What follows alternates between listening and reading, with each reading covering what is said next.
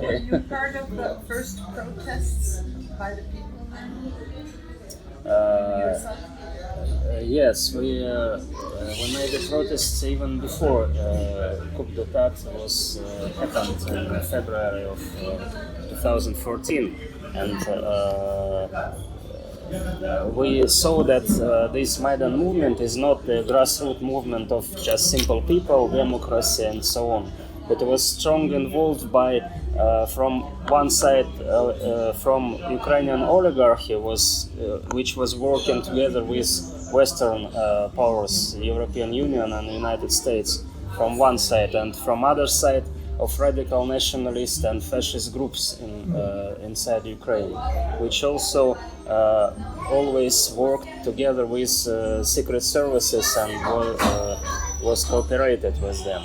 And we saw this, even people who organized this Maidan protest, we know them before, with this like political organizer of radical nationalist or this pro-Western liberal, neoliberal activists. So it was not surprise for us what happened after.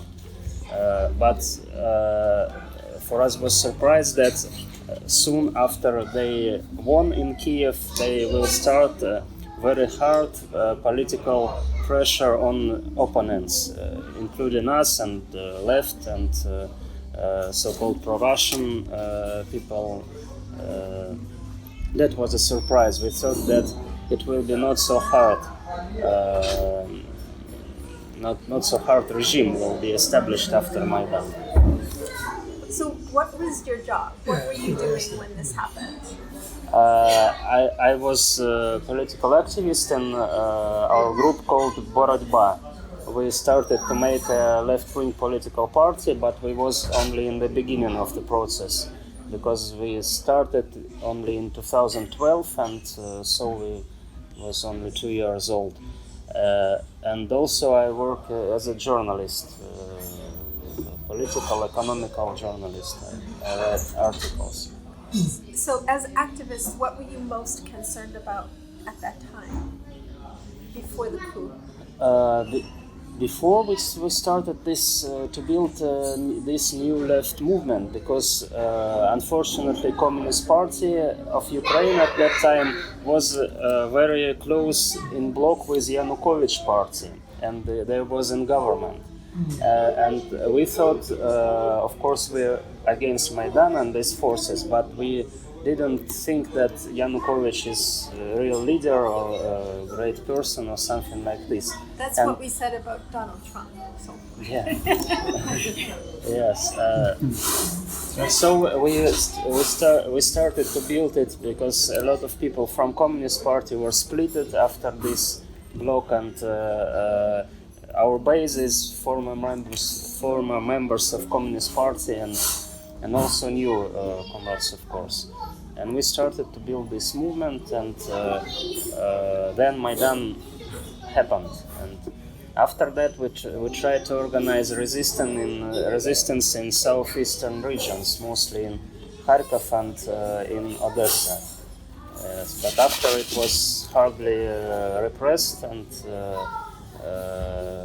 most of our well-known comrades have to leave. Some of them in Donbass now, some of them in Russia, and here, and so it's like this.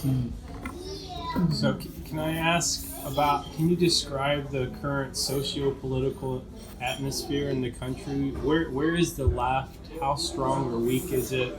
And how are the general public, where are they thinking about politics in general, or in the economy? I think general situation, of course, it was not very happy or good even in Yanukovych time, because it is like one of the poorest countries in Europe. Even before Maidan, it was like this. And it's going to help us spread out a little bit. Nice.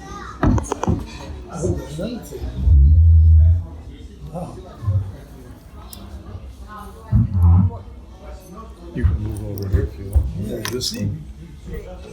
You want to move over one? It may be hard to hear and have a conversation though. Is everyone fine the way they are? Going pretty well. Almost to everything, so I think if I move farther away, I won't hear anything. So we should stay like this. All right. Everyone's okay? Okay. All right. If we need to move over later, When we we're can. eating. Yeah. And when we're eating. Go. Yeah, and also Yanukovych politics was also neoliberal, and it was a politic of privatization, so-called reforms, which mean social cuts and measures of economy on social issues. But after Maidan coup d'etat, with all this nationalist and militaristic agenda, this course of IMF and World Bank, which is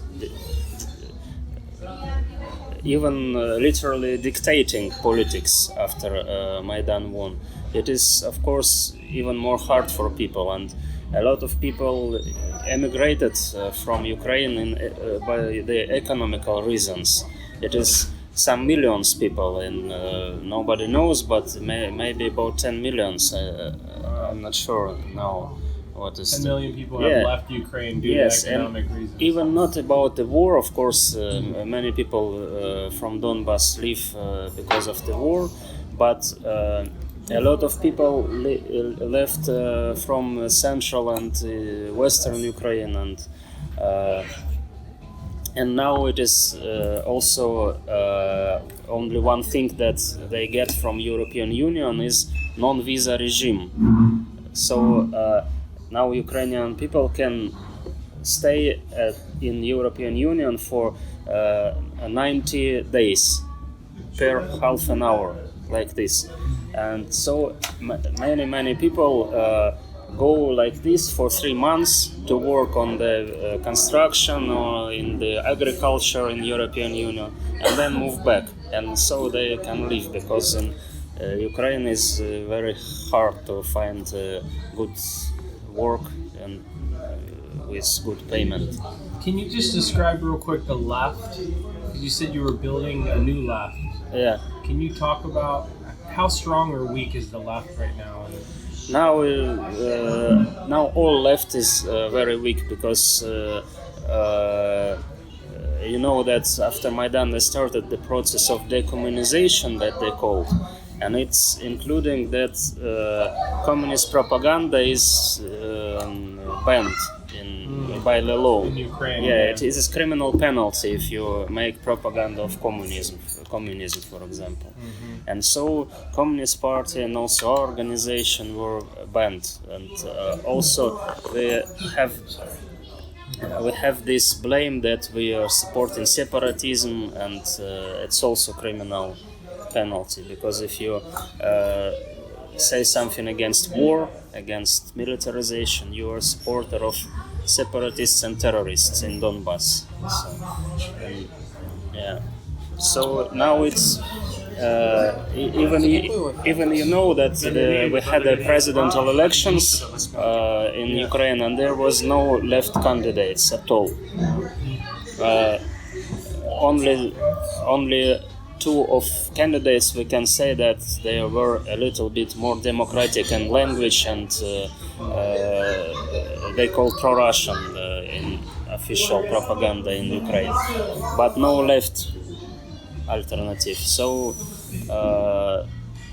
and also it is the situation not only it is not only the state politics, but after Maidan, right-wing groups took all the street. So they make this like paramilitary bands, and they have arms. Some of them now have in police and in secret service, they have official ranks, and so they under the roof of the state.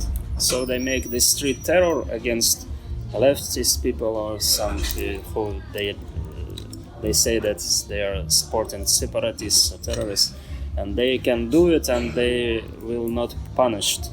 Even there were some killings of journalists and activists, and nobody was in jail after this. Could you say something about your perception of the U.S. role in the coup?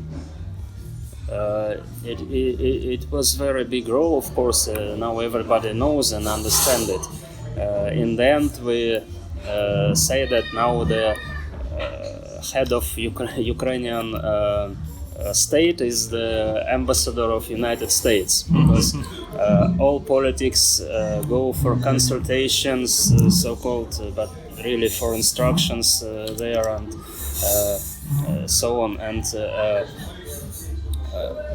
also during this coup d'état, for example, not all oligarchs supported Maidan from the first time, but Victoria Nuland personally called some of them, for example Akhmetov, and said that they should change their position, and they really changed their position, because they cannot resist. They want to integrate their capital with Western, and so they listen closely to United States.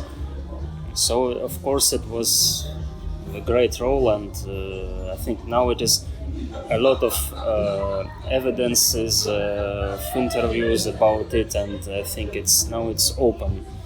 You know, Joseph Biden is former vice president. He's now running for president. What about his role? Do you know anything about Biden's role? Yeah, he also participated, and I think that is the situation when we have this two-party consensus in American elites, like from one side John McCain was very active, and also Joe Biden, and all these Democratic people also, they work together, and I see no difference between their politics in this question. It is imperialistic politics against our country, really. Another candidate for president right now in the Democratic Party is Senator from Minnesota, Amy Klobuchar, and I saw a picture of her and John McCain and the senator from South Carolina, Lindsey Graham. They were with a group of the Nazi, what I call Nazi death squads. They made a trip to Ukraine and had a meeting with these Nazi death squads. Death squads, это эскадроны смерти. Yeah. So so what you're saying about the Democrat Party being a part of this team is very true. It's absolutely At true. least she is. What's that? At least she is. Oh yeah. Well, most of the But Democrats. not Bernie. Well, What do you think about Bernie Sanders? I'm not so close in United States politics, but I think maybe of course he's better than Joe Biden. I think if he will be a politic in Germany, for example, he will be like a social democrat, because he's not radical or something like this. But for United States, of course, it's a great shift, and for me, I think it's good not himself, but this movement of a lot of people who now don't fear to say that they are supporting socialism, for example, or something. So I think it is good shift in United States politics, as I see. But I'm not an expert. I only read some news, and I only want your own opinion. yeah. How about the future for Ukraine now? Oh, it's a very hard question. Future. Ukraine. Of course, like a political activist, I should be enthusiastic and and optimistic. But sometimes we have such mood that, for example, in Portugal, it was from 1928, I think, until 1975. So it is even two generations of people. of course, I hope that it will be not so long, and even this voting for Zelensky, comic president, shows that people are tired of this. Because Poroshenko, who was opponent, he made directly nationalist and militaristic agenda, and completely like this. His slogan was army, language, Ukrainian language, and faith. Yeah, and so it's completely like right-wing thing. And Zelensky on this background is looking like just a normal bourgeois candidate, and so a lot of people voted for him. And I'm not hope so much about these changes, but it shows that also some shift in this politics. Yeah. Let's look what will happen later. I cannot say that it will be fast, because some people have, after this defeat of Poroshenko, some people have big enthusiasm. But really, I don't think that a lot of politics will change. Excuse me. Go ahead. No, I just want to ask that. But maybe we will have more possibility for left wing activity inside Ukraine. Yeah, about that left-wing activity, do you think, because previous Communist Party in Ukraine was Social Democrat, right? If there's a new... And they linked with, they were in power, they were in unity with... So how do people in Ukraine, do they want to forget about social democracy and try something new? Or do you think they're going to return to social democracy again? I think they can turn to this because social problems is the most... of course, most hard problems, but this all these things since 2014 made a big change in the political agenda, and it changed much more towards are you pro-Maidan or anti-Maidan, and anti-Maidan side was oppressed, and altogether left-wing and even pro-Russian, even Russian nationalistic forces who are not left completely, but they was also oppressed, and all this block of political forces was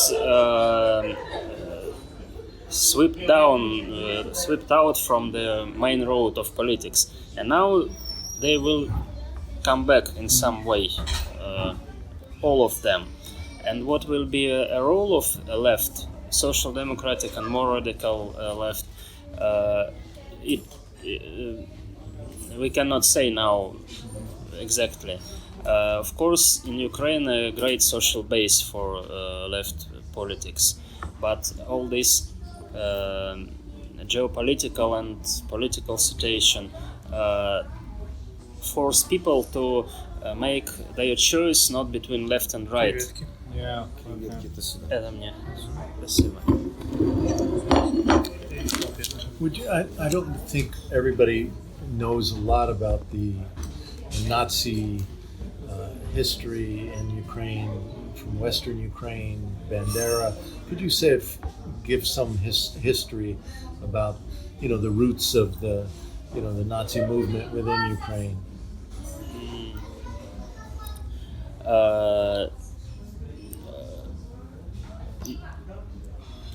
It's hard question. Yeah, from what point I should start?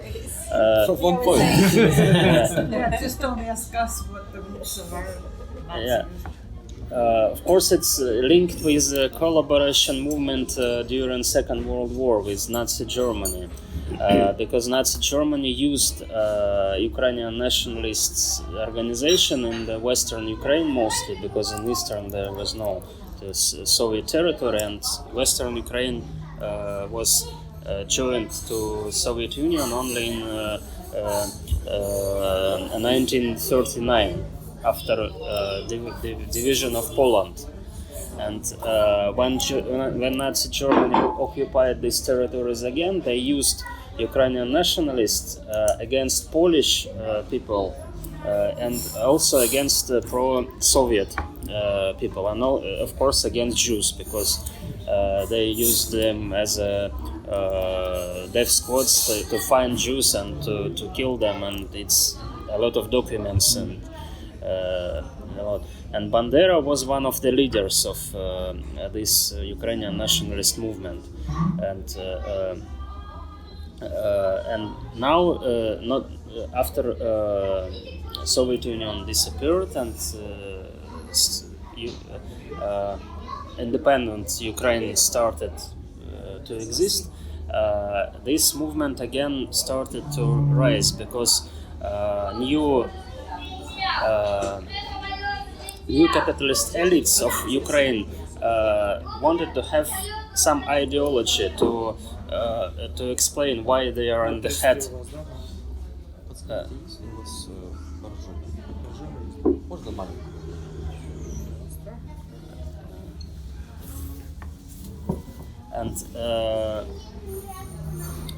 And Ukrainian nationalism was one of this ideology. Why we are separating from Russia? Why are we building our own state? And they took this ideology with all this background. And during all this period of independence, state politics was to make propaganda in this way, to study history in the nationalist way, to praise so-called heroes of nationalist movement, like Bandera and Shukhevich and all of them, and so it made a great effect on the society. But society was always splitted because half of people there talking Russian language and not Ukrainian even, and for them it was not acceptable to have heroes like this because they are more pro-Russian, pro-Soviet orientated. They see other view of history which is more together with Russia, and of course the Soviet Union is not the evil empire who oppressed Ukrainians. They didn't accept it. And on this contradiction, Ukrainian oligarchy always played to make this contradiction. And this Maidan situation was the culmination of this process because they grew up a lot of people who supported it and a lot of youth who supported it in a radical way, in really fascist way. And so they were ready to make these things which we saw. I don't know how I explain it. It's only brief. No, it's good. Very good. But let me ask a question. Didn't recently there was a celebration for Bandera? No. Yeah. So does the average person in Ukraine support that? It's a hard question. In Western Ukraine, yes, even some normal people supported this, like it is our history. I don't know, maybe like some people in the south of United States supporting slavery and so on, like this, and it is a problem, of course, for left movement always. And of course, it is nobody in Donbass, for example, or in Odessa support this because they have another view of history that our heroes are Soviet partisans, for example, not Ukrainian nationalists. But it is also this cultural and division between. So in Western Ukraine, even normal people can support this. And also some people in Kiev also, because there is a lot of nationalist intelligentsia which was produced by this propaganda, and they really support this. The latest example is pension reform, that they made a retirement age when you go to pension 5 years more. 5 years, that's a big difference. Yes, and it's affected people because after that, Crimea joined Russia, and we had all the situation, the contradiction with the West. People started to believe that state power is working really good because they're protecting us from the West, and in some sense, I agree with this. And there was so-called Crimean consensus in Russian society because people started to support, and Putin's rating was very high. But now this effect is not over completely, but decrease very much because people started to think about internal problems. Of course, yes, Putin protects us from the West, it's okay, but let's see what is happening inside the country. And when Putin re-elected on this new first bad move that he again put Medvedev's government, Prime Minister Medvedev, again, the same government. And this government is not very popular, really, because there is a lot of neoliberal ministers and head of central bank who is listening to IMF also more than even to Putin and so on. And second was this pension reform, and it's now made a big break in this consensus, and Putin's rating now is going down, really. Of course, for any president in the West, it's very high, but in Russia we have another political culture, and this rating should be 80% or something like this. And now when it fall down to 50 or something like this, it is not very good. It is very bad symptom. That's where he is now, around 50%. I think yes. Какой сейчас рейтинг Путина официально?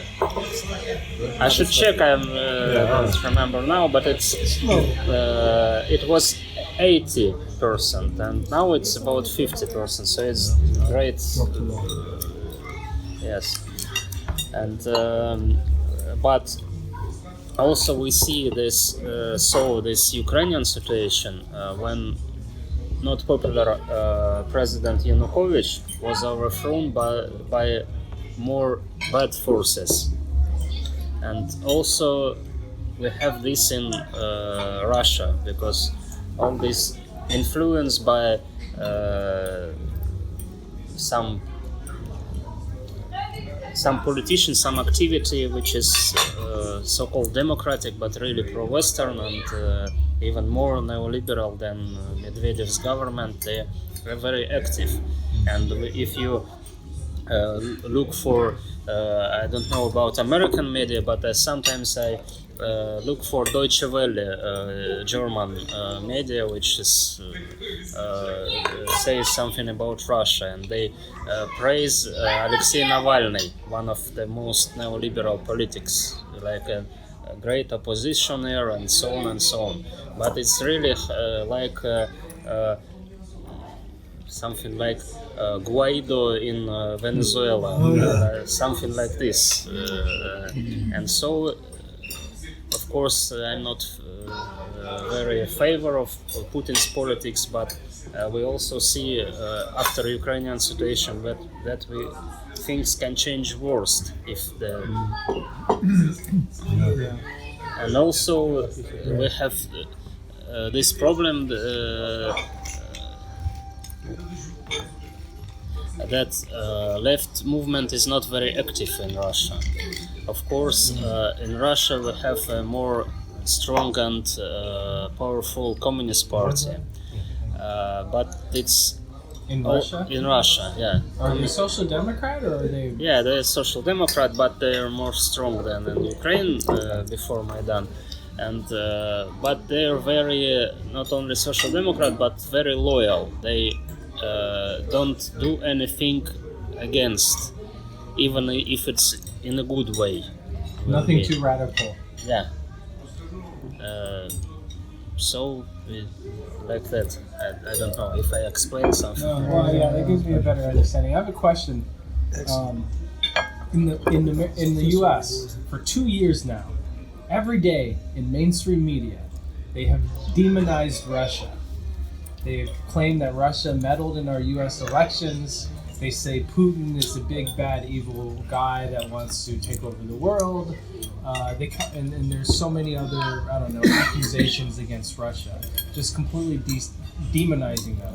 But it's the U.S. that has military bases and missile defense systems all around Russia and is threatening Russia militarily, economically with sanctions, and even politically, creating political crisis on Russia's border. Why do you think the U.S. is demonizing Russia?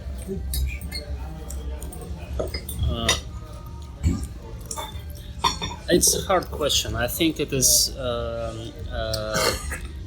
the roots of this not in Putin's politics or something like this, because Putin came to power in 1990, and after he was okay for Western presidents and even make friendship with them. I think this situation started to change after this 2008 crisis. After this crisis, before this crisis, global capitalist elites had much more resources, let's say like this, to share with local elites, like Russian oligarchy, like Ukrainian oligarchy, like something. And after they started this politics to not to share with them, and who's not sharing with who? Global elites in the Russian oligarchs are not sharing with no. U.S. Inside global economy. Да, мне Beer, you want somebody Who wants some, one more beer? Who wants more beer? Только я хочу.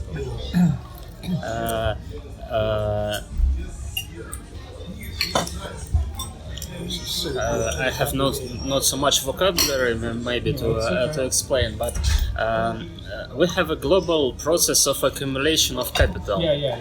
Yes, and the head of this is United States and European Union, these so-called first world countries. Yeah, and when this neoliberal economy worked okay before 2008, a little bit okay, they have enough of this income and these resources to not only to feed this global top of global oligarchy, but also local oligarchies in the countries like Russia, for example.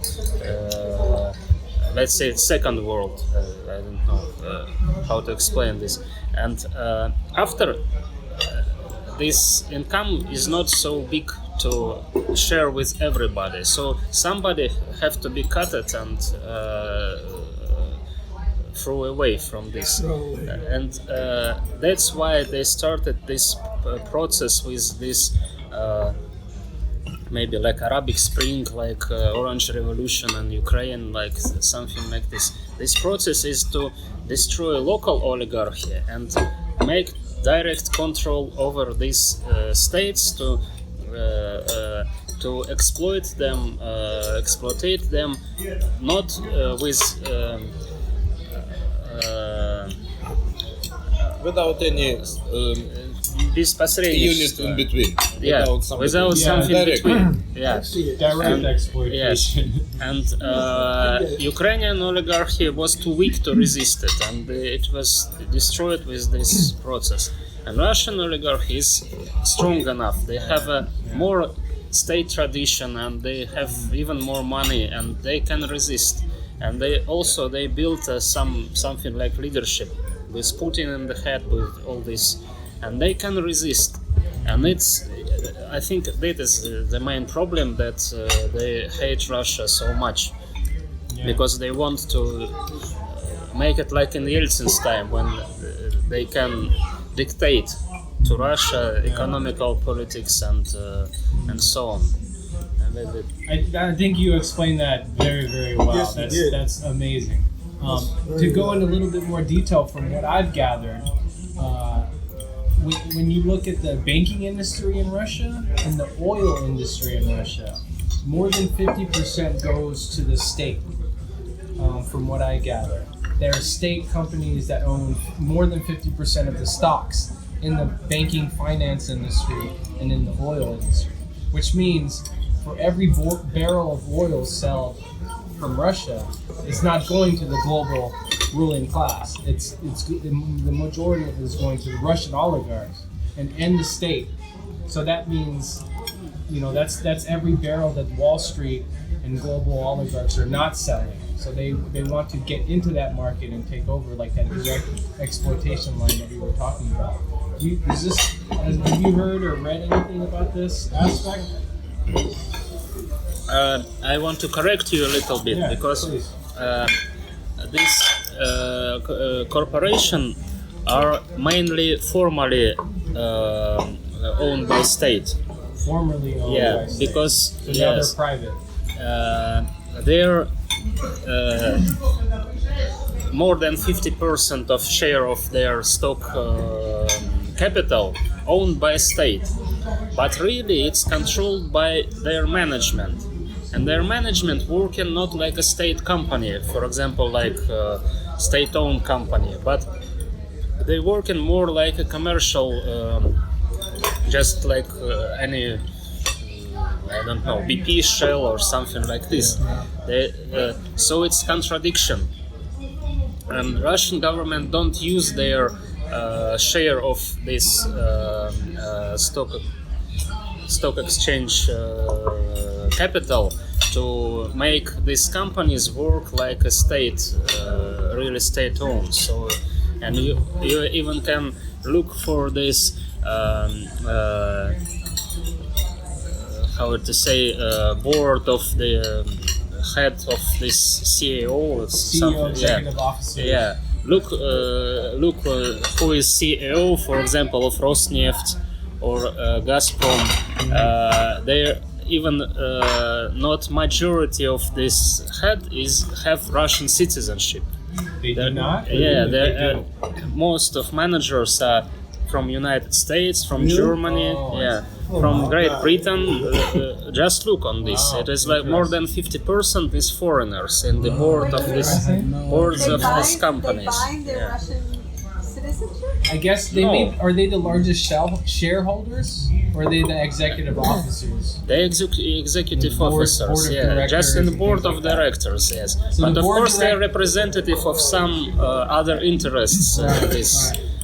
So let me clarify. The board of directors of these state-owned companies in Russia, that are supposed to be Russian state companies, are foreign people from the U.S., from Europe. Some of them. Some of them, but still, that's wild. Wall Street. amazing. It's a Wall Street phenomenon that That's why it's so complicated to understand what's going on. It's just like they developed this.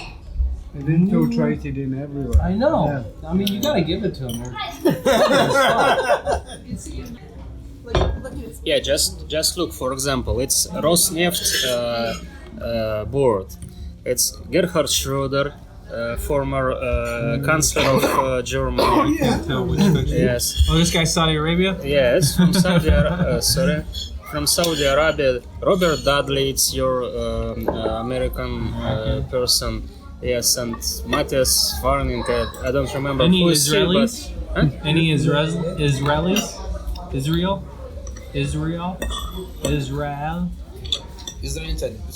No, I think not. No. United States, Great Britain, Germany, and Saudi Arabia. Yeah. United States, It's Great Britain, and Saudi Arabia. It's the main oil company, state-owned, biggest oil company in Russia, Yeah. Wow. Rosneft.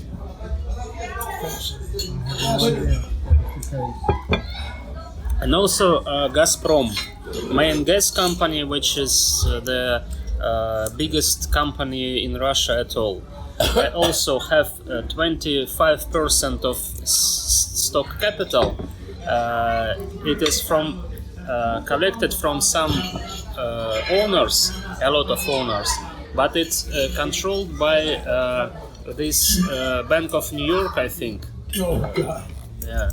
So why They does- made this packet of stock which is ruling by bank like this. I have no such terminology to explain, but it's like this. So wait, Bank finance. in the United States, we hear that Putin controls everything. So why does Putin allow this invasion, if you will, of the capital of the country? Putin not control everything. He doesn't control anything. Putin is also like a head of this stock exchange company, which is a lot of interest, and he's in the head, of course, but he should listen to other interests. It's not like he's not like Stalin or something like this, who can just order and everything will be like he wants.